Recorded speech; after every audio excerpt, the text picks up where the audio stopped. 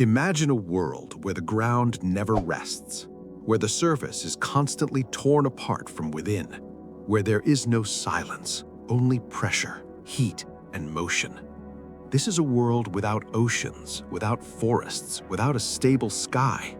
A world where the land itself is alive, not with life, but with violence. This is not science fiction. This is not mythology. This is Io, a moon of Jupiter. From a distance, Io looks small, insignificant, just another rocky satellite trapped in the gravity of a gas giant. But up close, Io is a contradiction. It is the most volcanically active body in the entire solar system. More active than Earth, more active than Venus, more active than anything we know. And that alone raises a disturbing question. Why? When astronomers first studied Io, they expected to see a dead, frozen world, scarred by ancient impacts, unchanged for billions of years. That is what moons are supposed to be. Instead, in 1979, NASA's Voyager spacecraft sent back images that shocked the scientific community. Vast plumes erupting into space, a surface with no impact craters, colors that did not belong to stone, yellows, reds, blacks, and whites, painted by sulfur and molten rock, entire regions changing in a matter of months. Io was not ancient, it was not stable, it was active right now, and it should not have been. According to everything we know about planetary science, a moon this small should have cooled long ago. Its internal heat should be gone, its core solidified, its surface frozen in time. But Io refused to follow the rules. Instead of cooling down, it burns. Instead of stabilizing, it breaks itself apart over and over again, every orbit, every day, every moment. Io is locked in a gravitational embrace with Jupiter, a planet so massive that it warps space around it.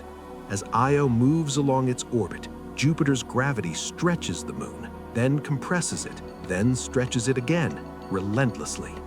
This process is called tidal heating, and on paper, it explains Io's activity. But here is the problem. When scientists calculate the energy involved, the numbers do not fully add up. The heat should fluctuate, the volcanism should weaken, the system should lose energy over time. Yet Io's fury has not faded, not after millions of years, not after billions. It burns as if something is constantly feeding it. And that is where the discomfort begins. Because Io is not just active, it is precisely active. Certain regions erupt again and again. Some volcanoes appear, vanish, and return. Thermal hotspots behave in ways that challenge existing models. Io does not look like a world in chaos. It looks like a system under extreme stress, yet somehow perfectly balanced, always on the edge of destruction, never crossing it. Io is not a place for life as we know it, but it may be something else entirely. A natural engine, planetary furnace, a reminder that the universe is capable of structures far more extreme than we are comfortable admitting. Or perhaps Io is showing us that our understanding is incomplete, that there are worlds we can observe, measure, and still fundamentally not understand. Because Io is not just a moon, it is a warning that even in our own solar system, there are places that defy expectation, places that should not exist, but do. Quest for knowledge. Io is not just volcanic. It is violence made geological. More than 400 active volcanoes cover its surface, and that number is likely an underestimate. On Earth, volcanoes are events. They wake up, they erupt, and then they sleep. On Io, there is no sleep. Eruptions do not mark the exception. They define the normal state of this world. Some volcanic plumes rise hundreds of kilometers above the surface, so powerful that they briefly escape Io's weak gravity and spill material directly into space. Imagine standing on a world where the sky itself is being filled with ash and sulfur, not from one eruption, but from dozens, happening simultaneously. The lava on Io is unlike anything on Earth. Some flows are composed of molten silicate rock with temperatures exceeding 1600 degrees Celsius, hotter than most terrestrial lava and comparable to the heat of Earth's early history. Other flows are rich in sulfur, which melts at much lower temperatures and creates rivers of yellow, red, and black material that freeze, melt, and reshape the surface again and again. This is why Io looks painted, not eroded. Its colors are not ancient scars, they are fresh wounds. One of the strangest features of Io is what it does not have: impact craters. Across the solar system, craters are history books. They tell us how old a surface is, how often it has been struck, how long it has remained unchanged. Io has almost none. Any crater that forms is quickly erased by lava flows, collapses, or explosive eruptions. In geological terms, Io's surface is young, constantly reborn, never allowed to age. This means that what we see is not a record of the past, it is the present, happening in real time. But there is a deeper implication.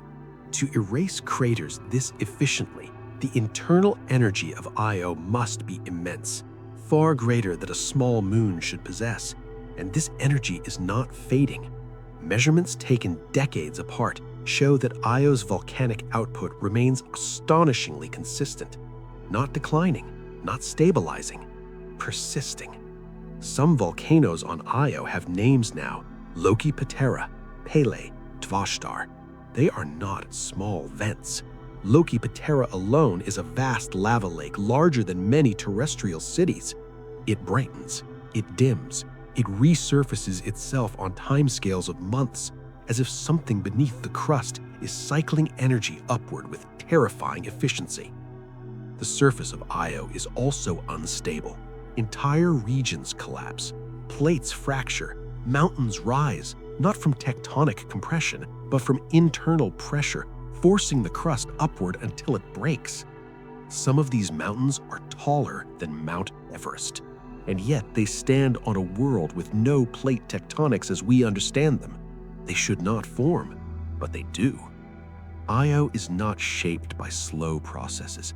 It is shaped by force, by constant heating, by relentless stress, by energy that has nowhere to go except outward. Every eruption is a release. Every plume is a pressure valve. And still, the pressure never seems to end. Io is not evolving toward stability. It is locked into instability, a permanent state of near catastrophe, a world that is always on the edge, but never allowed to fall apart. And that brings us to the question scientists cannot ignore. What keeps it going? Because volcanoes are not magic. They require fuel, and Io should have run out of it long ago. If Io were alone, it would be dead. A small rocky moon, isolated in space, loses its internal heat quickly. Its core cools, its mantle solidifies. Volcanoes fade into memory. That is how celestial bodies age. But Io is not alone. It orbits Jupiter, the largest planet in the solar system, a world so massive that its gravity does not merely pull, it dominates. As Io moves along its orbit, Jupiter's gravitational field stretches the moon, then compresses it, then stretches it again. This happens continuously, every orbit, without rest. The surface barely shows this motion, but deep inside, the moon is being kneaded like soft metal in a forge. This process is known as tidal heating, and it is brutal. But tidal heating alone is not the full story. Io's orbit is not perfectly circular. It is slightly elliptical. That imperfection is everything.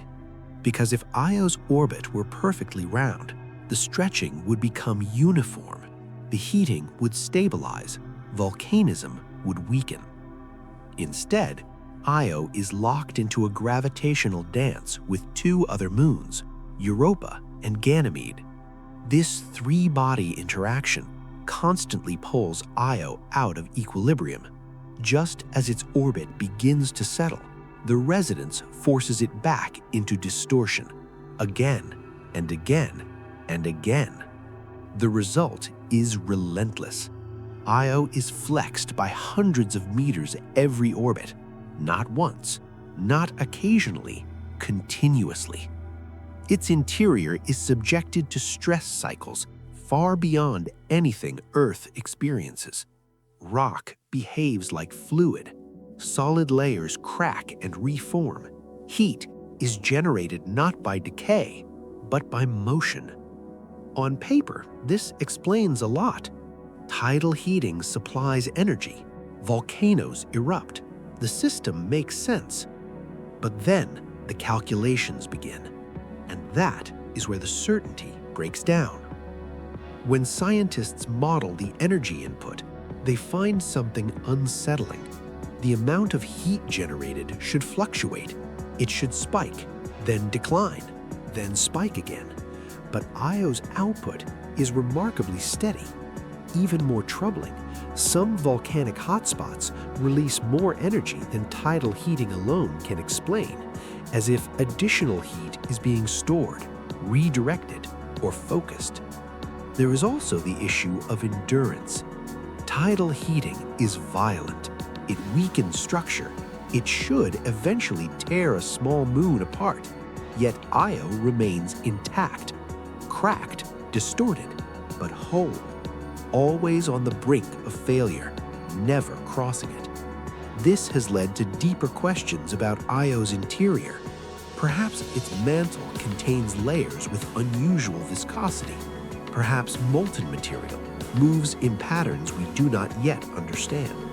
Perhaps the core is interacting electrically with Jupiter's magnetic field, because Io is not just being pulled, it is moving through one of the most powerful magnetospheres in the solar system. As Io cuts through Jupiter's magnetic field, electrical currents are generated, massive ones.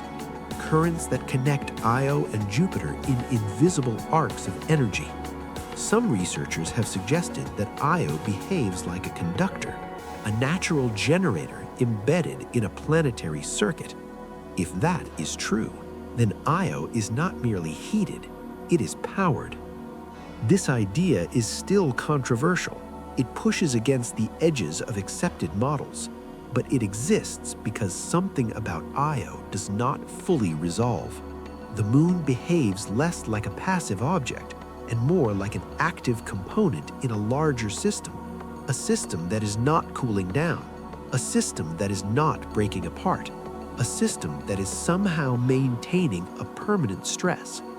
Io is not simply tortured by gravity, it is sustained by it, locked into a mechanism so extreme that it reshapes rock, creates fire, and keeps the small moon alive through endless destruction.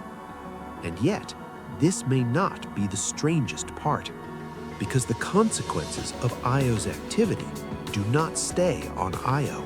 They reach far beyond its surface. Io does not exist in isolation. Its violence does not end at its surface. Its influence does not stop at its orbit.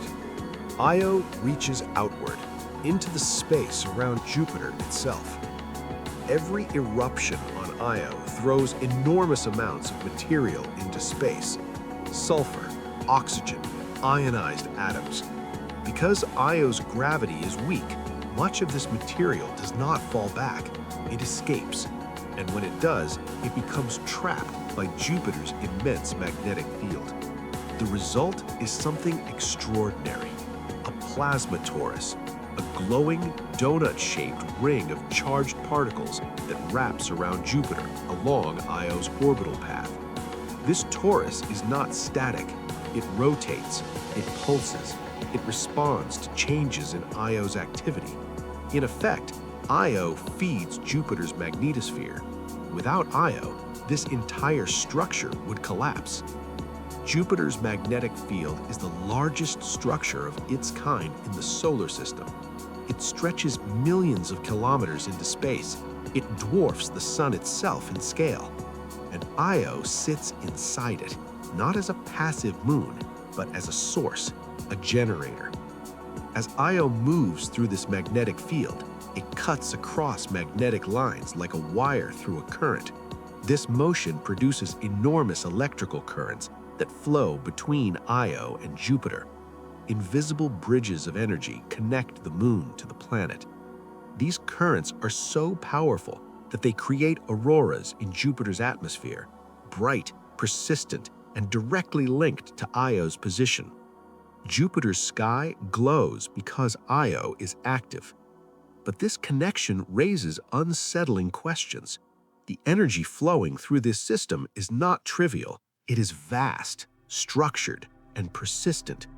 Io does not merely suffer Jupiter's gravity. It interacts with Jupiter's electromagnetic environment in a way that resembles a component in a closed circuit. Planet, moon, magnetic field, a system. Even more disturbing is how sensitive this system is.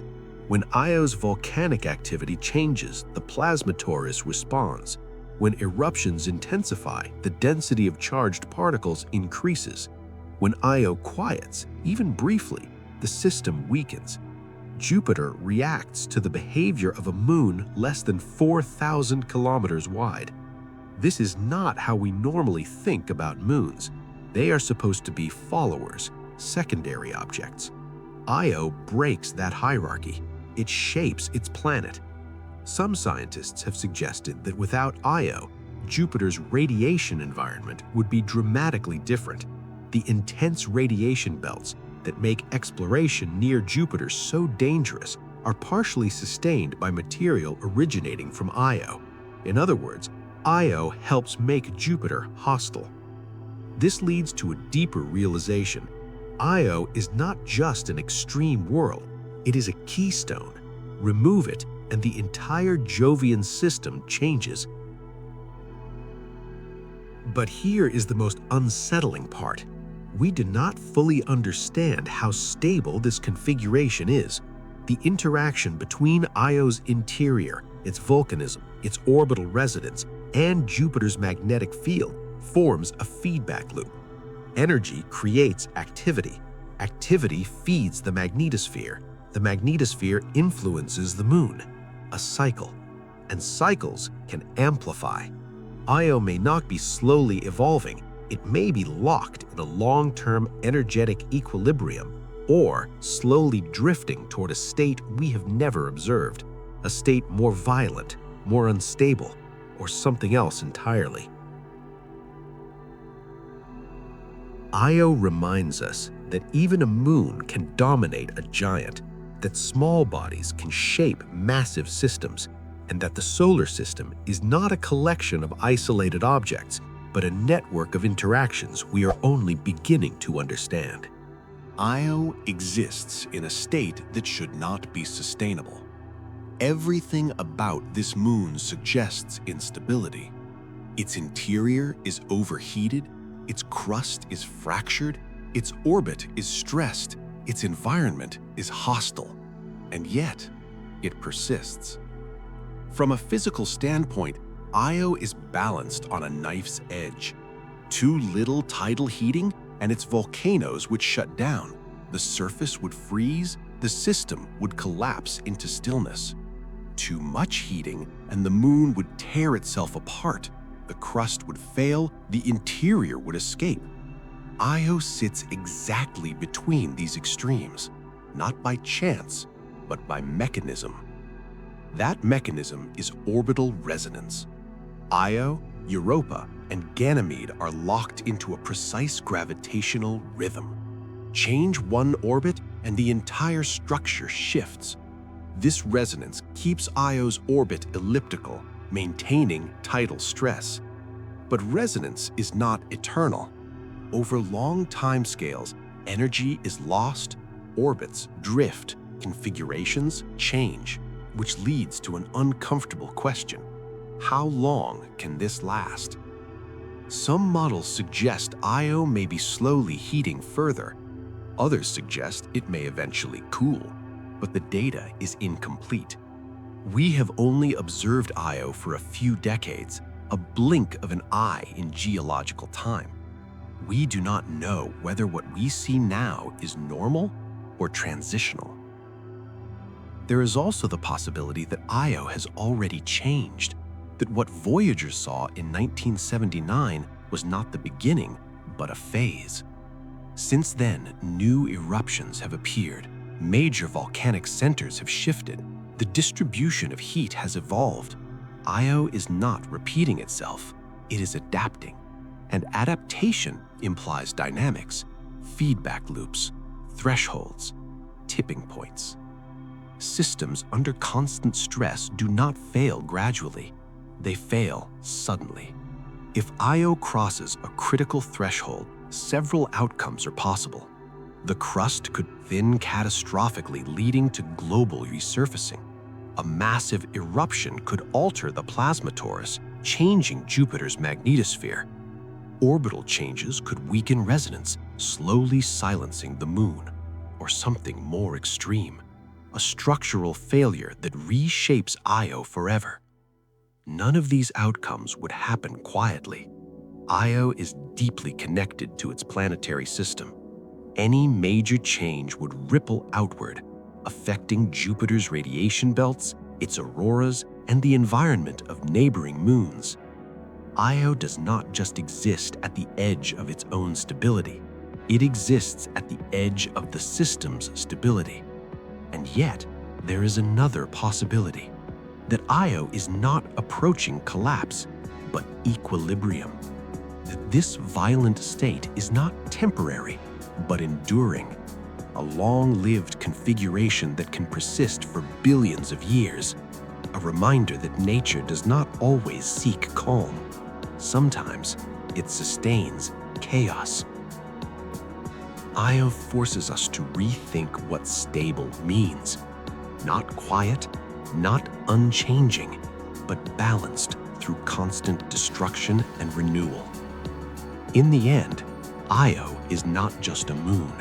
It is a lesson that extreme worlds exist, that systems can thrive under conditions that seem impossible, and that even in our own solar system, there are places where the rules we trust are stretched to their limits. Io stands there now, burning, fractured, alive with fire, a world on the edge, and perhaps a glimpse of what lies beyond the edge of our understanding.